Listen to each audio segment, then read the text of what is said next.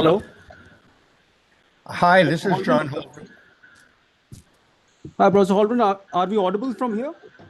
Yes, I can hear you. Okay, great. Thanks. We can hear you very nicely. Thank you. So I think I should see if I can share my slide deck.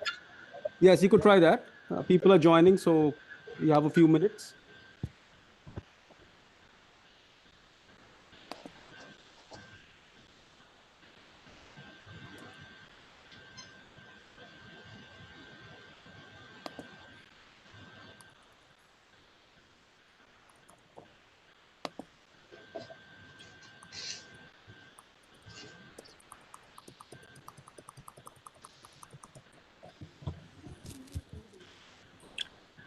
Yeah, so the slide deck is visible, Professor Holdren.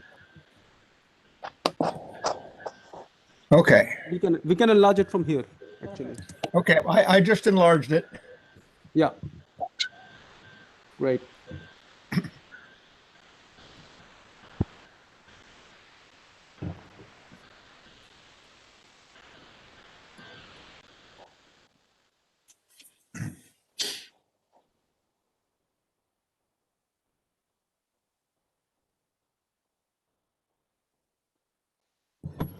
So, Professor Holdren, we'll get started in maybe 2 or 3 minutes.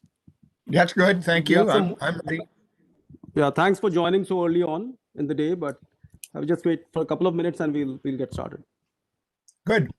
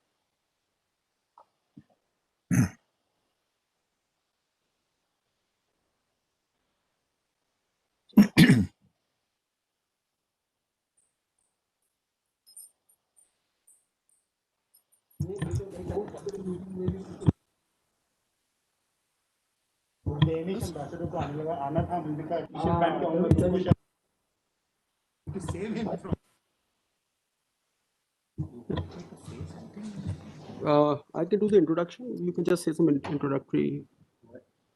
Huh? Maybe some welcome remarks or something.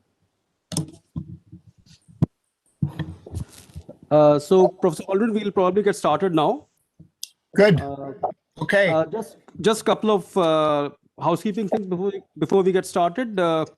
We have this on WebEx, and people from IIT Delhi as well as outside IIT Delhi are joining us. And we also have a YouTube link through which many others would be joining from outside the educational institutions in Delhi and other government institutions. So welcome everybody for this institute lecture by Professor John P. Haldren from Harvard University.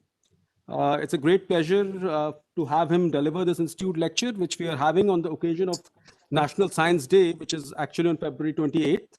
We are having this lecture a day late. And thanks, Professor Holdren, particularly for joining us so early in the day. It's about 7:30 a.m. in Boston and 6 p.m. here in Delhi. But thanks to the technology available today and this online world that we live in, this kind of a lecture is possible. So before I go further with the proceedings of the institute lecture, I request our director, Professor V. Ram Gopal Rao, to give some of his opening remarks, and then we'll have the lecture. Yeah, thank you very much, Professor Holdren, for accepting our invitation and for being with us on the occasion of the Science Day, something which we are celebrating a day later.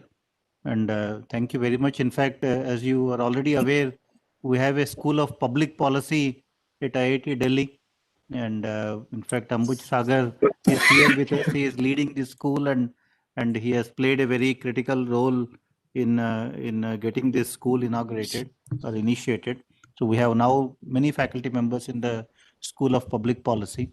So we would also request you to visit us once the situation becomes normal, and to be with us on some occasion. So we will also look forward to having you with us physically sometime in the near future. Thank you, Professor Holdren. Thank you, Professor Rao. And it's my great pleasure. And in all humility, I would like to introduce the speaker for today's Institute lecture. So Professor John P. Holdren served as President Obama's science advisor and the Senate-confirmed director of the White House Office of Science and Technology Policy, the OSTP, from January 2009 until January 2017.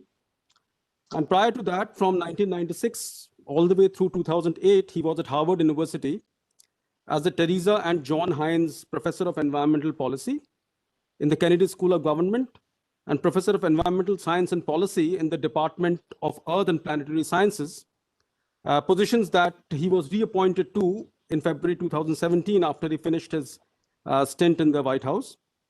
He's also affiliated professor in Harvard's John A. Paulson School of Engineering and Applied Science, co-chair of the Science, Technology, and Public Policy Program in Kennedy School's Belfair Center for Science and International Affairs, and senior advisor to the director of the Woodville Climate Research Center. And prior to being at Harvard University, he was also at University of California, Berkeley, where he joined in 1973 and helped set up the Energy and Resources Group, which is a leading multidisciplinary group working in the energy and resources space in the US today. And even after 50 years, that group continues to have great relevance. In terms of honors, there are many, too many to be listed, but a brief overview of that. Professor Holdren is a member of the US National Academy of Sciences, the US National Academy of Engineering, the American Philosophical Society, and the American Academy of Arts and Sciences, as well as a foreign member of the Royal Society of London and the Indian National Academy of Engineering. He's also winner of the MacArthur Prize in 1981, in fact, the first year that the MacArthur Prizes were given out. In December 1995, he gave the Nobel Peace Prize acceptance lecture on behalf of the Pugwash Conferences on Science and World Affairs, which is an international arms control and peace building organization in which he held leadership positions between 1982 and 1997. And as I already mentioned, he's a foreign member of the International Academy of Engineering and as under President Obama, he served as the US co-chair of the Indo-US Commission on Science and Technology Cooperation. So in that context, today's lecture, which is also very timely, given that we are going through an unprecedented time over the last year and a half, or year or so. And so he'll be talking today about Indo-US cooperation on science and technology for sustainability, history, technology, and opportunities. So over to you, Professor Holdren, and thanks again for joining us for this Institute lecture. Well, thank you very much for that kind introduction. I'm going to cover a lot of ground today, but I want to say first that I am particularly grateful to Professor Ambuj Sagar of the Indian Institute of Technology in Delhi, to Professor Kaveri Aichitira at IITD, and to my colleague at Harvard, Professor Venkatesh Narayanamurthy, for helpful suggestions. At the same time, the responsibility for any errors and for the undoubted omissions is mine alone.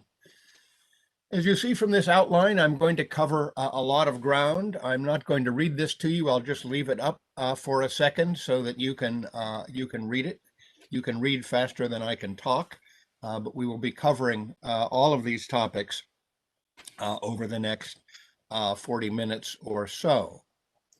So let me start with the foundations of human well-being, a concept essential to understanding the sustainability challenge.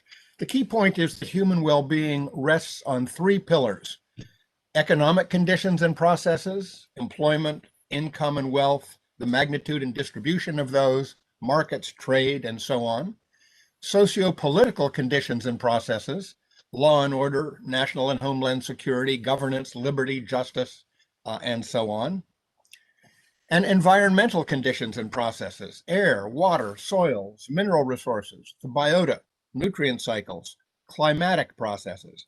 And the absolutely key point is that all three pillars are indispensable and they are intertwined. Development should mean improving human well-being in all of its aspects, not only economic, but also socio-political and environmental.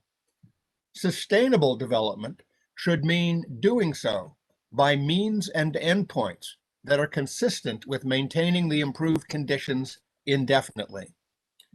The sustainability challenge is to create the understandings, institutions, and mechanisms needed to achieve development that is comprehensive in the sense of point 1 and sustainable in the sense of point 2. And finally, and very importantly, we need not only to sustainably improve the human condition where and how it is now deficient, but also to convert to a sustainable basis the maintenance and further improvement of the human condition where and how it is now adequate but unsustainable. Global sustainability challenges linked to these requirements are many in terms of the economy, eradicating poverty and providing the material basis of sustainable prosperity for everybody, in terms of health, defeating preventable and pandemic disease, in terms of energy and climate, providing for societies everywhere the energy their economies need without wrecking the climate that their environments need.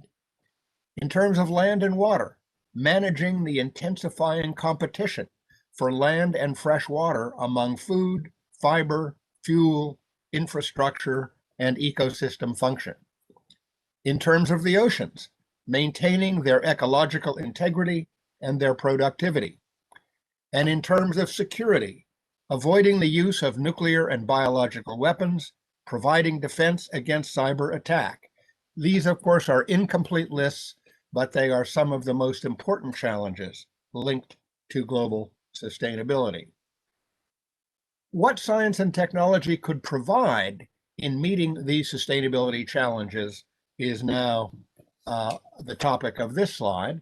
In terms of the economy, we need innovation that yields better manufacturing techniques, better products and services, and high quality sustainable jobs. In terms of health, we need new information technology tools for records and for information sharing. We need better doctor-patient interaction. We need better diagnostics. We need faster vaccine development. We need cancer therapies that target only cancer cells. In terms of energy and climate, we need smarter grids, better batteries, cheaper photovoltaic cells, offshore wind and hydrogen, lower impact biofuels, cheaper carbon dioxide capture, safer nuclear fuel cycles, better climate monitoring and modeling with high regional disaggregation, which we need in order to devise appropriate adaptation strategies, resilience strategies to deal with the changes in climate that are already occurring and that we cannot any longer avoid. In terms of agriculture, we need stress-tolerant crop varieties, livestock resistance to disease, and better farmer access to knowledge and markets through information technology. In terms of security, we need better detection of conventional and nuclear explosives and of clandestine weapons facilities. We need faster identification of biothreats, and we need better defenses against cyber threats.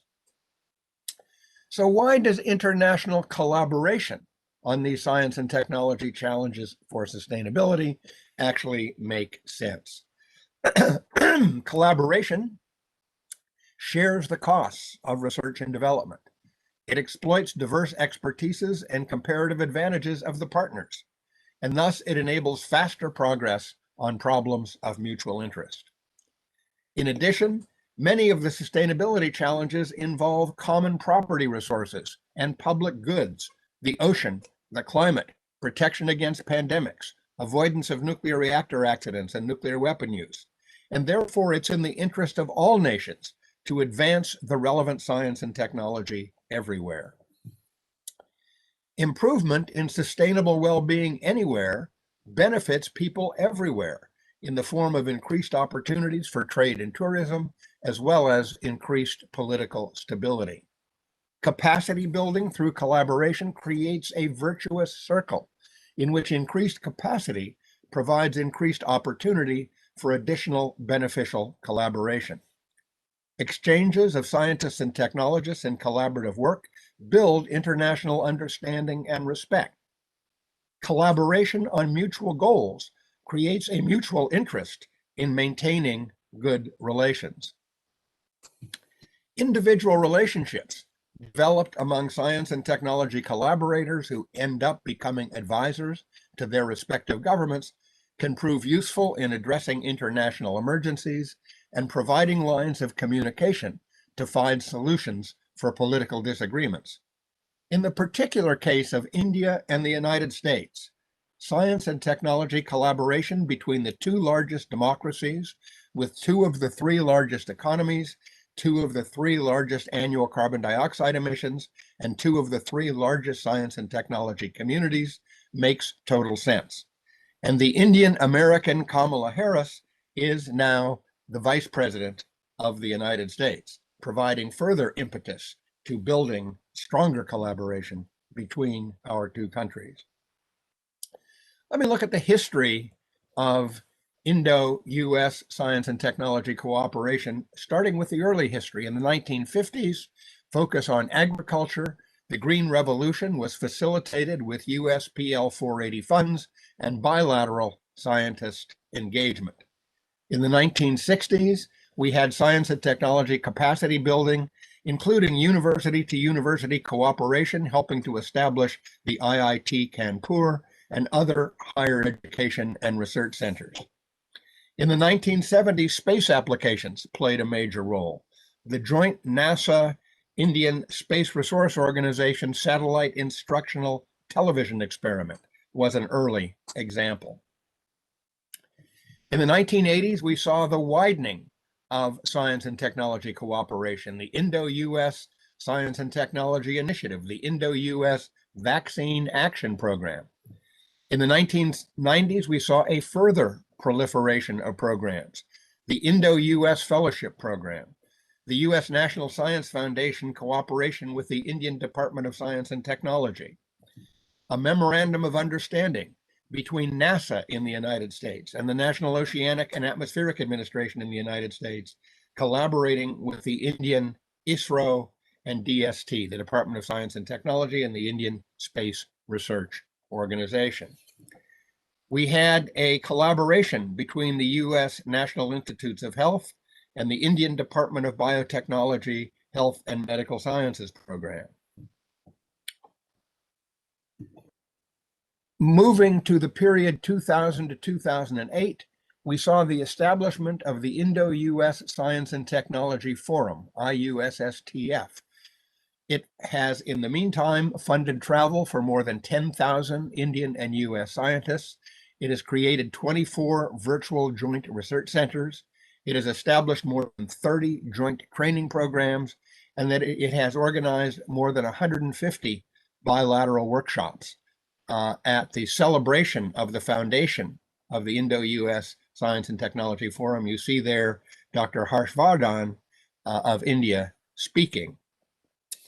That cooperation also spawned the Indo-US Joint Clean Energy R&D Center, working on solar energy, second-generation biofuels, and energy-efficient buildings.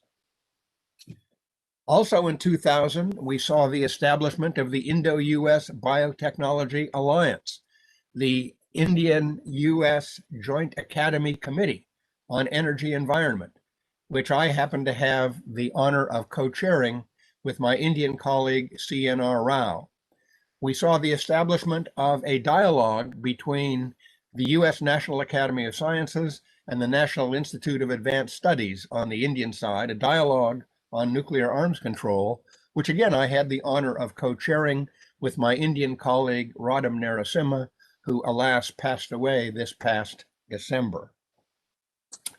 In 2003, we saw the establishment of the High Technology Cooperation Group, focused on nano information technology, biotechnology, defense, and import-export issues. In 2005, we saw the establishment of the Indo-US Science and Technology Cooperation Agreement and the founding of the Joint Working Group on Civil Space Cooperation. In 2006, we saw the establishment of the Ministerial Level Joint Commission, which in the Obama years I co-chaired on the US side, with the purpose of implementing the Joint Indo-US Science and Technology Cooperation Agreement. And we saw the establishment of a joint endowment fund and board. In 2007 and 2008, we finalized the US-India Agreement on Peaceful Nuclear Energy.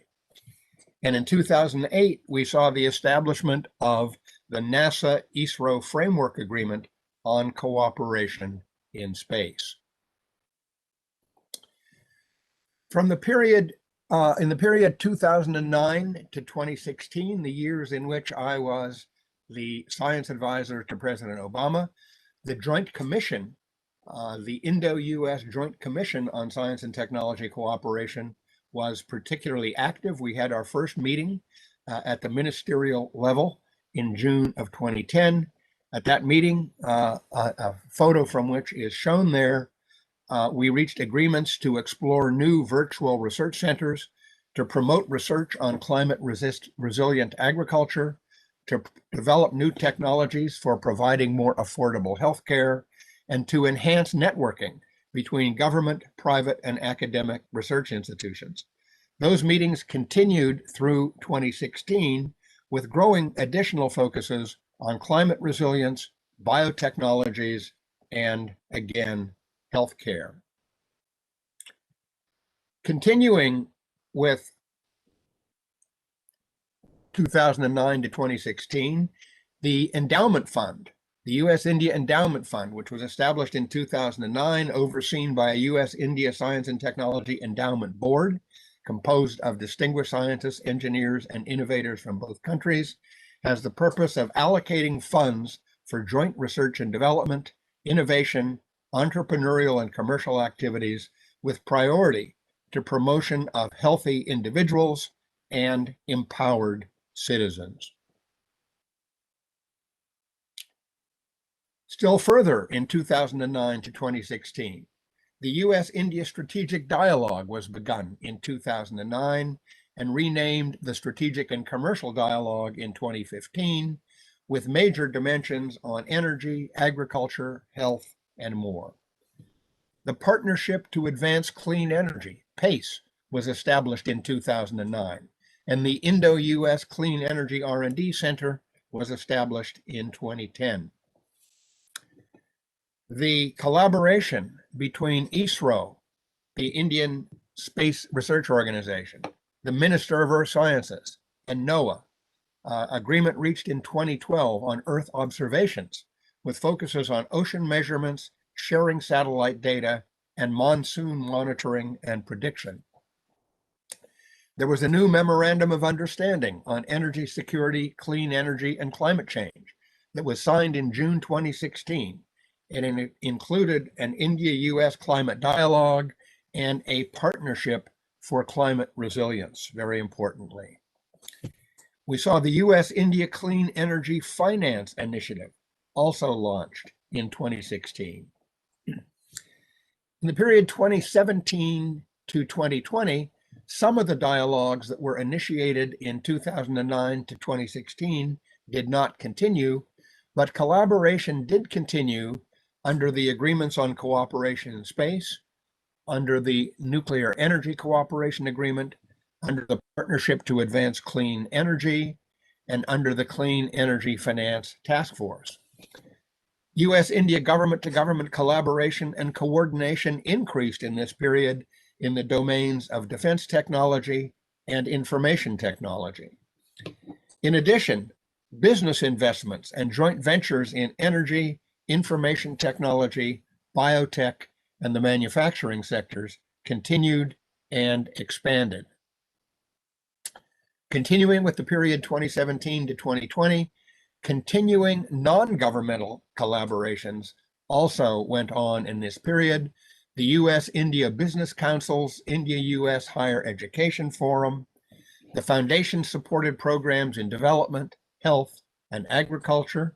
Foundations involved on the U.S. side included the Ford, Rockefeller, MacArthur, and Gates foundations.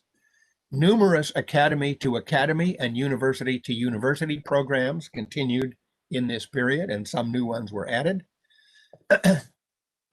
So there was, although some reduction in joint meetings, there was a continuation of many important science and technology activities between the United States and India in those years. Let me turn very briefly now to the question of challenges in realizing the potential of Indo-US cooperation for sustainability. The potential is great. It is much greater, as we will see in a minute, even than what has been accomplished so far. We've accomplished a lot already, but there is much more that we could do together. But there are a number of obstacles to realizing that potential. Let me list them all here. One, of course, is finding adequate funding in times of constrained financing in our governments. Sometimes there's opposition to international cooperation by legislators who don't fully understand its benefits. There is a problem that we in the United States call stovepiping. Maybe you use the same expression in India. It means a compartmentalization of activities in departments and agencies that make interdisciplinary cross science, engineering, and social science collaborations more difficult. There are bureaucratic obstacles still to travel and joint work, unnecessarily complicated processes around visas and clearances. There are intellectual property issues, although these are less important when the work has major public good benefits. They're more important when the work touches close to economically competitive domains.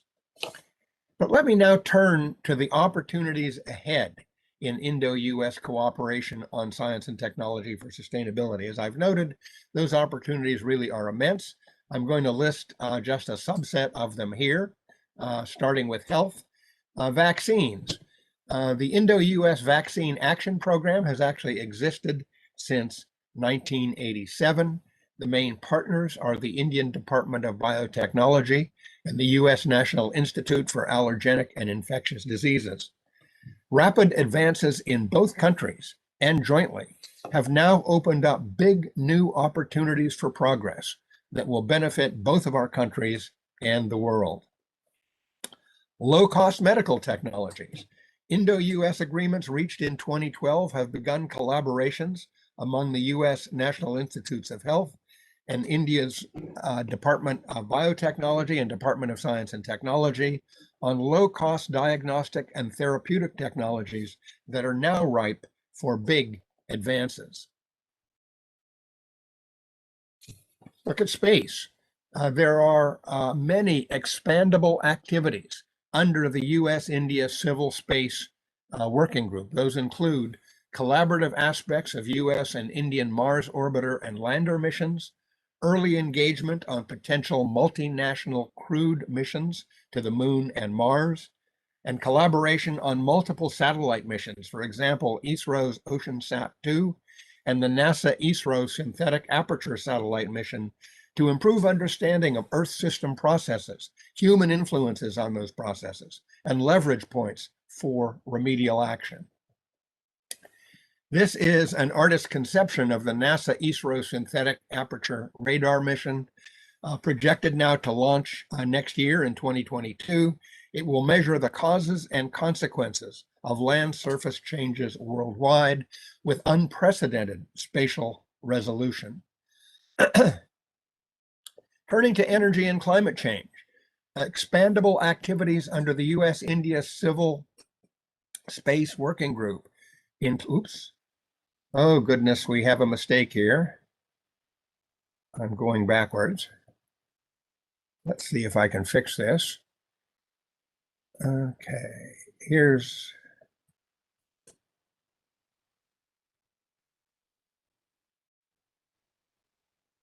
we seem to have a problem here.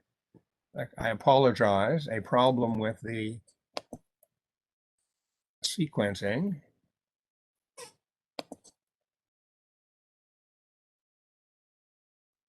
I'm going to have to try to share again in order to see if I can recover the missing material.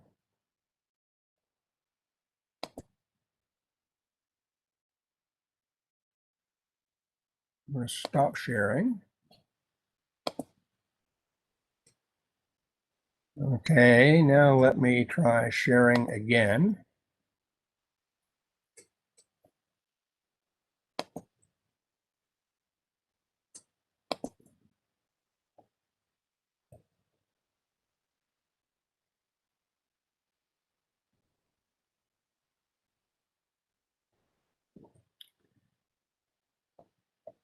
It looks like all of the slides didn't transmit properly. Ambuj, are you able to put up the slide deck that I sent?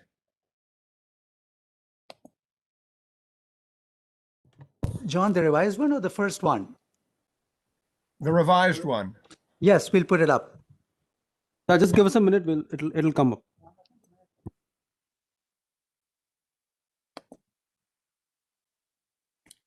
Yeah, if you could put it up and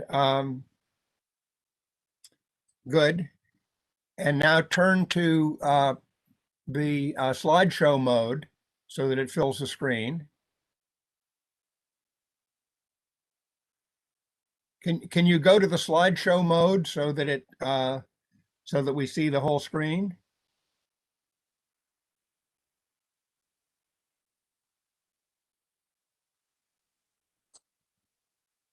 Okay, now let's back up one.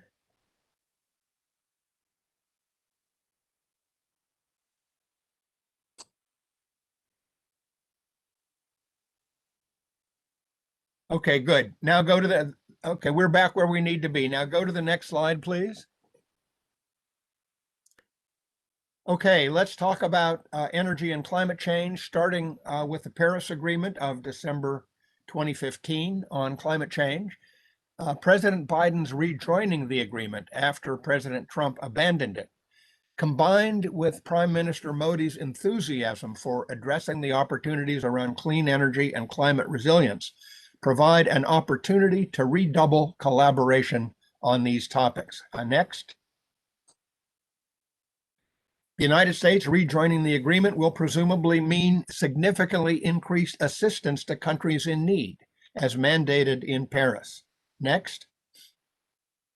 A major focus of the increased collaboration should be reviving joint work on climate change preparedness, resilience, and adaptation. Next, please. The two countries should also compare notes on how to increase the ambition of their respective nationally determined contributions. Continuing. Next. Continuing with energy and climate change, clean energy, mission innovation, which is the Paris side agreement, in which the 20+ largest government funders of clean energy R&D pledged to double those investments over 5 years. That initiative, mission innovation, will be revitalized now on the US side, and that will help revitalize the effort for everyone. I will note that India increased its clean energy R&D by 44% just between 2015 and 2018, which was a considerably better performance than that of the United States. Next. The way is open to expanding efforts under the Partnership to Advance Clean Energy, the Indo-US Clean Energy R&D Center, and the US-India Clean Energy Finance Initiative. Next.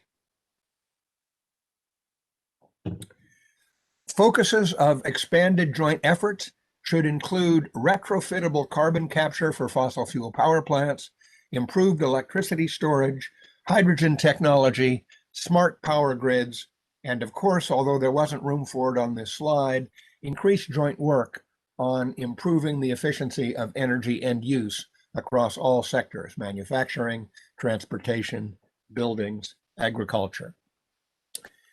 Continuing with opportunities ahead, university-to-university partnerships funded by governments, businesses, or philanthropies have high potential in many dimensions of science and technology for sustainability.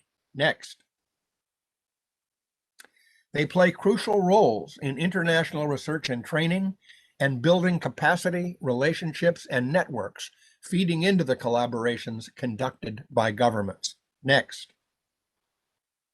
They are key to the interdisciplinary training, linking natural science, social sciences, and engineering, which is key to developing the new, more integrated thinking required to meet so many of the big sustainability challenges. Next. And they are key to expanding the role of women in science and technology fields and in international science and technology cooperation, as we need to do to get the all-hands-on-deck approach that sustainability challenges require. Next, please. I have spent much of my long career building government-to-government and university-to-university international partnerships on science and technology for sustainability. I started working on that in 1970, more than 50 years ago. Next, a current example is the project linking the IIT Delhi School of Public Policy and the Belfer Center for Science and International Affairs, BCSIA, at Harvard's Kennedy School of Government. The project is focused on joint research and capacity building on technology and policy innovation for deep reductions in carbon emissions. The funding is from our two institutions and from the Oak Foundation. The participants on the IIT-D side include Ambud Sagar, Sanjay Mitra, Kaveri Aichitera, Rohat Chandra, and Abhishek Malhotra. The participants at Harvard include myself, Venkatesh Narayanamurthy, Kelly Gallagher from the Tufts University Fletcher School, Nicola de Blasio, and Iswaran Narasimha. And I will stop there and see if we have some questions or comments from the participants. Thank you very much for your attention. Thank you, Professor Holdren, for that excellent lecture.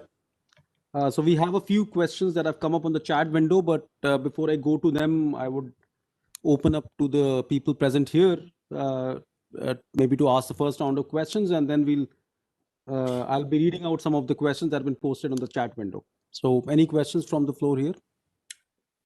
Yeah, this is Bhupinder Gudara, and question is there anything being done in the Indo-US cooperation on reducing the carbon emissions because of vaccine logistics, particularly for the minus 80 degrees Pfizer vaccine? I am not aware at this moment of any collaboration on that particular topic. We certainly have collaboration that is focused on carbon emissions from the transport sector, but you're talking about a subset of those emissions. We may well see some collaboration on that issue, but I'm not aware of any yet.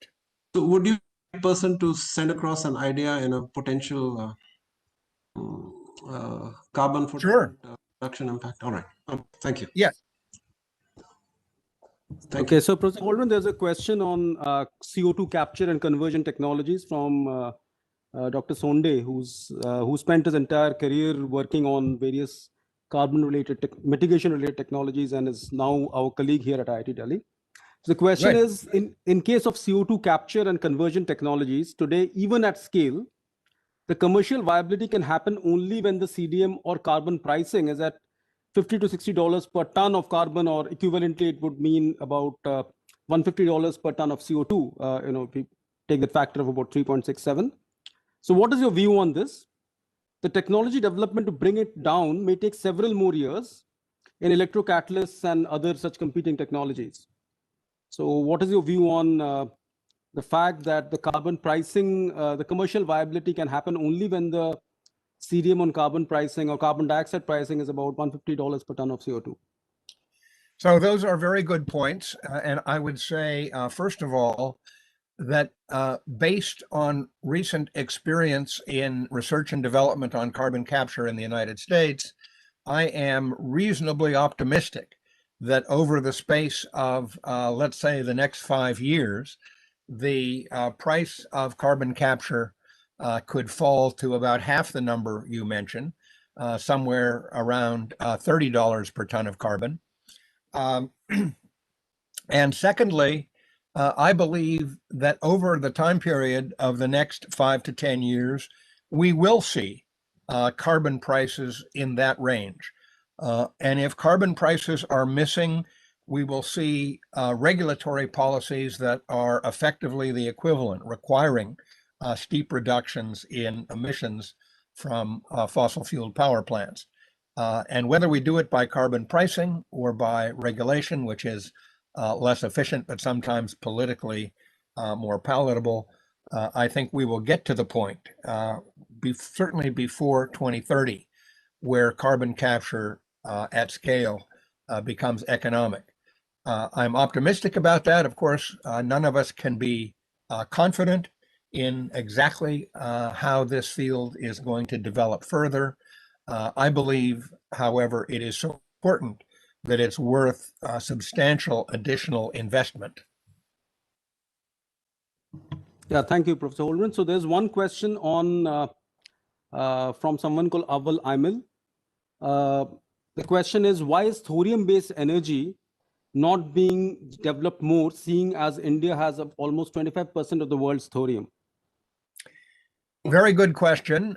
There has been strong interest, not just in India, but internationally, in thorium fuel cycles for nuclear energy generation for many decades. In fact, interest in thorium seems to bubble up. It erupts about once a decade, and it's been happening since the 1950s. But every time it has bubbled up so far, it has emerged that there are very substantial technological and engineering obstacles to making thorium cycles economically competitive with uranium plutonium cycles.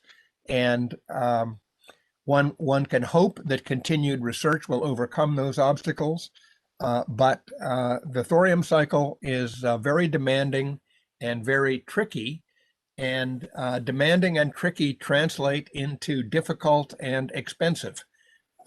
So far, thorium has not really met the test of being developed in forms that would make it competitive, in spite of the large abundance of thorium resources. Thorium is actually about 3 times as abundant on the planet as uranium is. On the other hand, we are not close to running out of uranium as a planet. And while it's true that India has a lot of thorium, it will need further development in order to determine whether it can be made economically competitive. Ask one question. Yeah.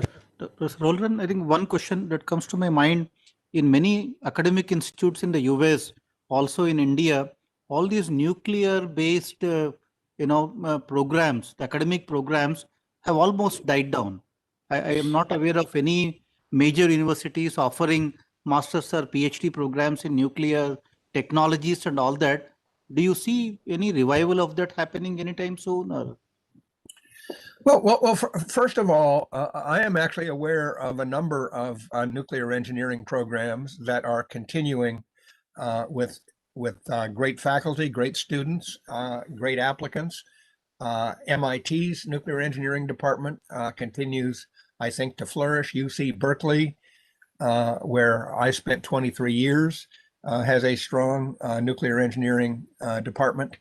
It is true that interest in the United States in nuclear energy has declined somewhat over the years, in part because nuclear energy has proven to be much more expensive in terms of investment per kilowatt of capacity, and in terms of the cost of electricity per kilowatt hour, more expensive than anticipated, and more expensive currently than fossil fuels, and more expensive currently in many parts of the world than wind and solar. However, There is a lot of interest, particularly in the private sector and some in the philanthropic sector, in advanced nuclear reactor concepts that could bring the cost down while at the same time increasing safety and quite possibly decreasing the size of economic nuclear reactors,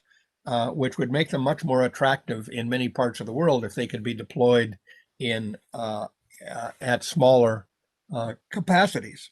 So I think my basic answer about nuclear energy is that if we can get a significantly expanded contribution from nuclear energy worldwide, it will be a very helpful contribution to mastering the climate change challenge.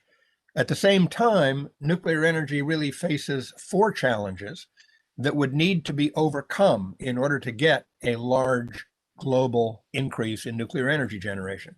The first of those, as I've already mentioned, is economics. Nuclear energy has to become less expensive. The second one is safety. While it's becoming less expensive, it has to at least remain as safe as it is today, and preferably become even safer. Third, we must develop an approach to managing the radioactive wastes that is acceptable not only to the technical community, but to the public. And fourth, we must, to the greatest extent possible, break the link between the spread of nuclear energy capabilities and the spread of nuclear weapons. I believe all those problems are manageable, but they will require increased attention and increased investment if all of those challenges are to be mastered and we are to get an increased contribution from nuclear energy. Thank you. So another question has come up here on the chat window. You briefly mentioned that there are intellectual property issues with convincing governments to work together. How should these concerns be addressed during collaboration discussions on governmental levels when things get closer to technology development?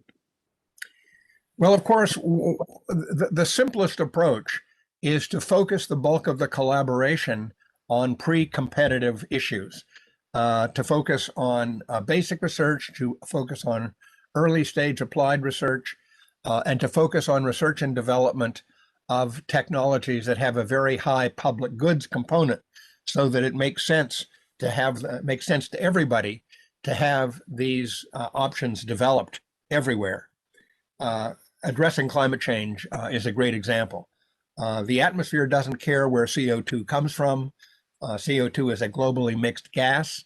The other most important heat trapping gases are also globally mixed: methane, nitrous oxide. And so efforts to reduce emissions make great sense for everyone, no matter where those reductions occur. And so focusing on that particular technology is a good idea. Similarly, focusing joint work on the ecological integrity and productivity of the oceans is a public goods issue. And there are many, many others. Even increasing agricultural productivity is really a global benefit as countries become more capable in food production. When it comes to details of information technology with a very high commercial relevance and somewhat less of a public goods component, that is more difficult. What I have found in my interactions as the U.S. co-chair of the 6 ministerial level bilateral cooperation agreements, science and technology cooperation agreements that the United States has in force with other countries, one of them with India, is that in all of the Joint Commission meetings with all 6 of those major countries, intellectual property rights were always a topic of discussion in defining the boundaries of where cooperation made sense and where cooperation becomes more difficult because of intellectual property. But even in the more difficult cases, it has sometimes proven possible to negotiate arrangements by which the fruits of the collaboration are shared in a way that overcomes intellectual property concerns. Thank you. I think the next question is also related, which goes like this. How does one fully exploit the potential for collaboration on S&T issues that are critical to achieving sustainability goals, but where India and US find themselves in a position where they're potential competitors. So for instance, smart grid technologies. It's another good question. That is one that we have discussed repeatedly in the bilateral joint commissions on science and technology cooperation, but also one that's being looked at in our university to university collaborations. You mentioned the smart grid technology as a particular example. We are looking at that very closely in the IIT Delhi Harvard collaboration on technological and policy innovation for deep decarbonization. And what we are finding so far is that it is possible to collaborate on very important questions in that domain without encountering intellectual property rights issues. At some point, they may be encountered, and we'll have to cross those bridges when we come to them. But again, one of the positive factors with respect to smart grid technology is its contribution to the public good of improving electricity efficiency and reducing carbon emissions, which is valuable to everybody, no matter where in the world it takes place. So there's one question from Professor Krishna Achyutarao. It goes like this: India and US are approaching sustainable development from different ends of the spectrum. US to make it more sustainable and India to be more developed, right? So the requirements are different in the two countries. So climate change is also something that we're going to experience differently. So what would you say are common ways of dealing with adaptation issues given these disparities? Well, very good question. First of all, the questioner is correct that the United States and India are different in important respects in terms of how they're looking at the development and sustainability issue. At the same time, given that we need to be interested in sustainable development by means and endpoints that can be maintained permanently, the interests are entwined. That is, I don't think we can look at development and sustainability as separable issues. They are very closely linked, and obviously the desirability of being able to maintain improvements in the human condition that we can achieve through development puts a very strong emphasis and a joint interest on the sustainability dimension. And I think we see this in India's enthusiasm and investment in clean energy technologies. Yes, India needs more energy, but India will be far better off if that energy is derived in sustainable ways than if it is not. And with respect to the question of experiencing climate change differently, it is absolutely true that not only different countries, but different regions within countries will experience climate change in different ways. Some regions are particularly susceptible to drought and to wildfires and to heat waves. Others particularly susceptible to torrential downpours and floods.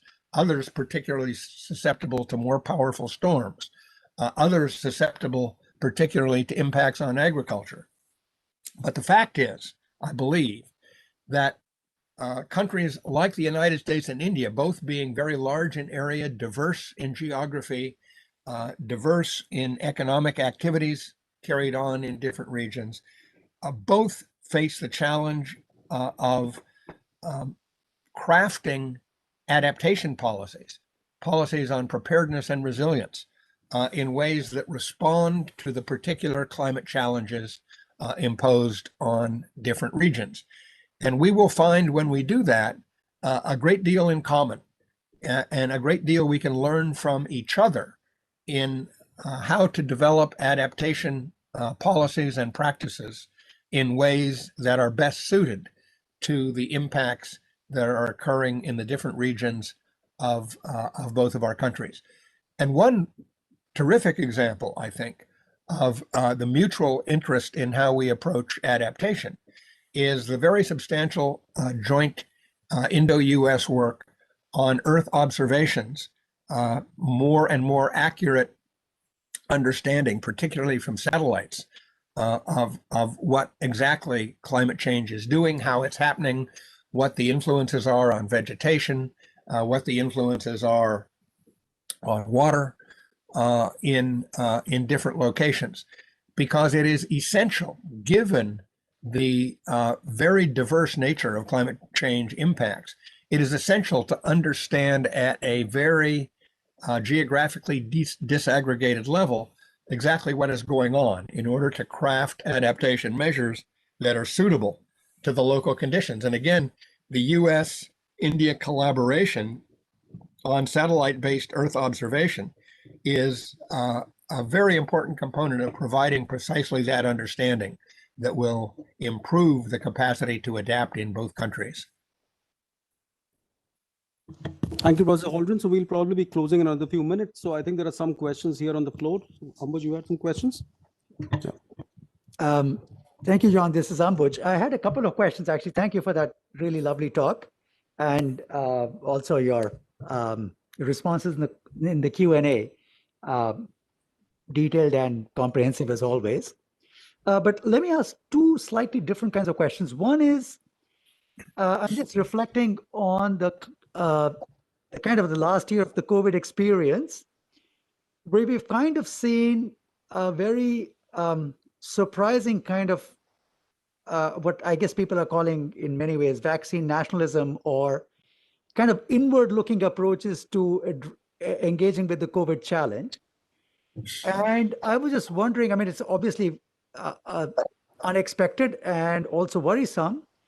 So I wanted to just kind of ask you to reflect on that and think about, what might it mean, for example, if one thinks about a climate crisis coming down the line and what that might mean for cooperation, and therefore how might we be thinking about S&T cooperation now in order to avoid those kind of outcomes if there's a climate crisis.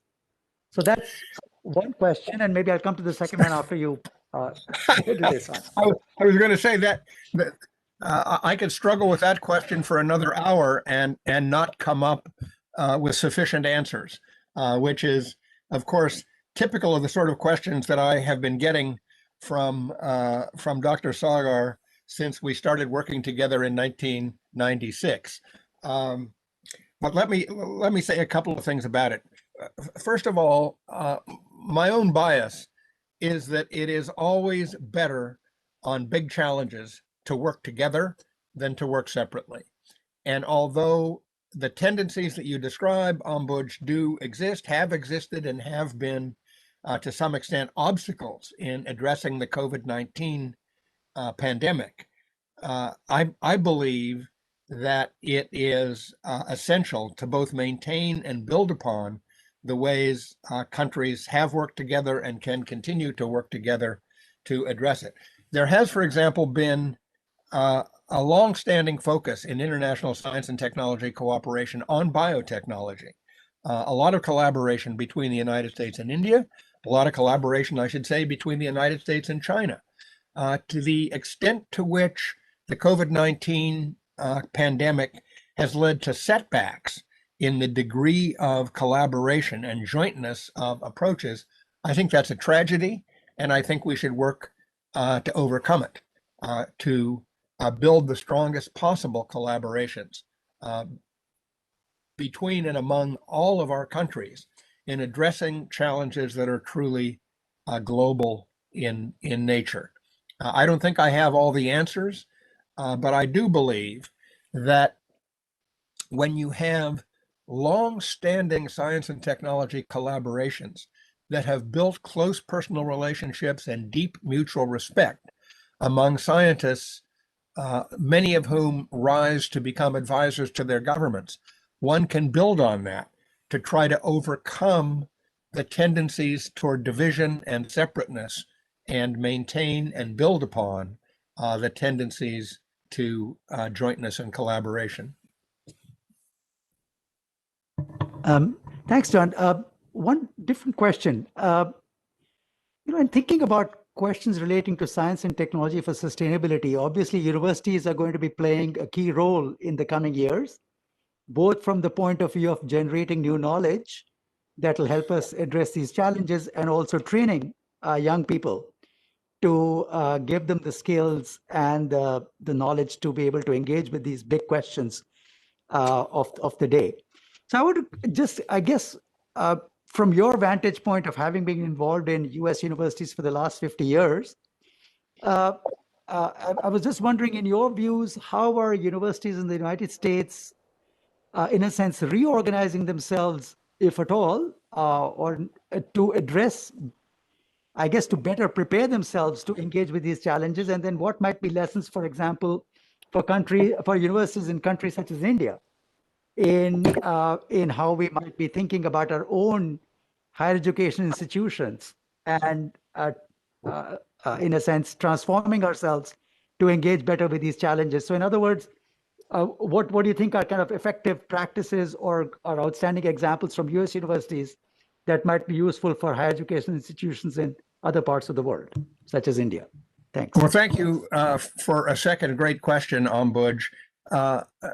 First of all, I think the fundamental understanding of the challenge is that these big sustainability issues are interdisciplinary, they're international, they're intergenerational. And what universities need to do is to layer onto their historical disciplinary focuses, which are still required. They're still required in the sense that we still need people who are deeply capable in physics and chemistry and biology and economics and political science and sociology, in law, and many other disciplines. But we also need, overlaid upon those disciplinary expertises, a set of people who are capable of integrating insights from multiple disciplines within science, multiple disciplines across science and engineering, multiple disciplines across the intersection of science and engineering with social sciences and humanities. The nature of the problems require that we have a set of people, trained, capable, smart, dedicated people who are fundamentally integrators, who can build and build upon the connections across the disciplines that are so important to understanding, never mind remedying, these big global challenges. So what universities have, in my judgment, an obligation to do is to add to their traditional disciplinary expertises focuses on integration, interdisciplinary focuses on problems that are not only interdisciplinary, but international and intergenerational, to provide the set of future leaders at these intersections. And that's what I tried to do at Berkeley starting in 1973. We built a program that understood energy, resources, and environment questions, not as mainly science or mainly engineering or mainly law or mainly economics, but mainly the intersection of those. And we did not propose to the university that the university should reorganize itself entirely. We did not propose, and I'm glad that we didn't, and I wouldn't propose today, that the university abolish its physics department, its economics department, its biology department, and so on. What we recommended and what we did was we built on top of that disciplinary structure a superstructure of interdisciplinary activities that could draw on the insights from all of those domains and could train people to do that for their careers, but could also do some training so that even people who would mainly remain physicists or mainly remain economists or mainly remain biotechnologists had some understanding of the intersection of their disciplinary focuses with these larger interdisciplinary interactions. And that was very successful. When we started that program in 1973 at Berkeley, there was some skepticism as to whether there would be employment opportunities, whether there would be jobs for people who were fundamentally interdisciplinary and focused on these interactions. Well, the fact is that over the years, that program at Berkeley has now graduated many hundreds of people with interdisciplinary 2-year professional master's degrees and with PhDs in the interdisciplinary intersection of energy, resources, environment, development, security, and the percentage of those people who are gainfully employed doing work in other universities, in national laboratories, in government offices, and in businesses is higher than the percentage of graduates in physics or electrical engineering or economics who have jobs for which they were trained. So we have proven, and that has also been the case with corresponding programs at Carnegie Mellon University, at MIT, at Harvard. There are extremely attractive opportunities for people who are willing to bridge these disciplinary gaps to understand the complexities, not just of the science and engineering, not just the complexities of the economics, but the complexities of all of those as they interact with enormously diverse socioeconomic and political contexts.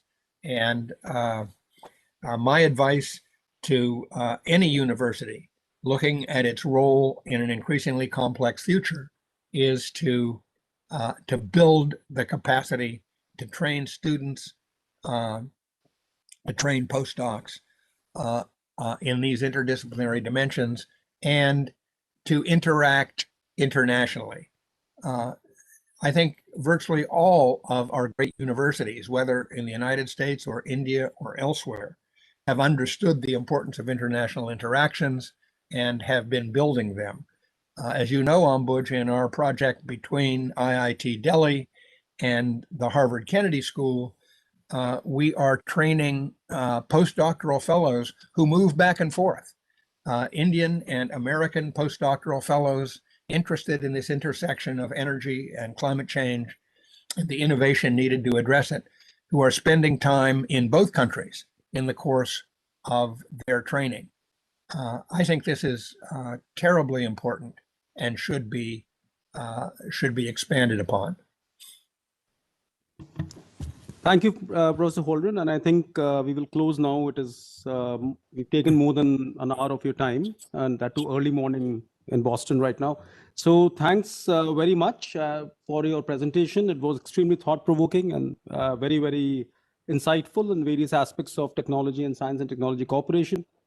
And in particular for the very energized discussion in the Q&A session. And I think thanks to everyone who asked very relevant questions, and thanks for all your responses to those and the insights you provided as part of the Q&A. So with that, I would like to thank our entire team here at IIT Delhi who contributed to setting up this lecture, and particular thanks to our colleague, Professor Ambuj Sagar, who kind of served as a link with Professor Holdren while we were discussing with you about your availability and so on. So thank you, Professor Holdren, again for joining us early in the day. And it was a real pleasure. And well, thank you all. Thank you all. The pleasure has been mine. I have really enjoyed it, and I appreciate the opportunity to talk to this distinguished group. Thank you very much. And as Professor Rao said in his opening remarks, we look forward to seeing you here at campus, at the earliest opportunity. So thank you very much, and have a great day. Well. Bye-bye. Bye. Bye-bye.